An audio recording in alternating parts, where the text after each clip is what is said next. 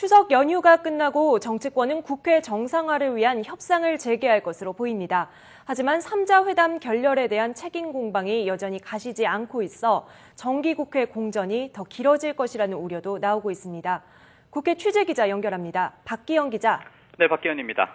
추석 연휴가 끝나면 정치권이 국회 정상화를 위한 접촉을 시작할 것으로 보이죠. 네, 3자 회담 결렬 책임을 놓고 공방을 벌였던 여야가 내일부터 국회 정상화를 위해 다시 본격적인 물밑 접촉을 시작할 것으로 보입니다. 새누리당은 추석 민심에 대해 여야가 정쟁을 멈추고 민생에 전념해 달라는 것이라고 판단하고 있습니다. 또 추석 민심을 통해 한 달 가까이 공전하고 있는 정기국회 파행의 책임이 민주당이 있다고 보고 있는데요. 이에 따라 국회 파행의 책임을 들고 민주당을 압박하면서 한편으론 민주당이 국회에 복귀할 수 있는 명분을 찾기 위해 고심하고 있습니다.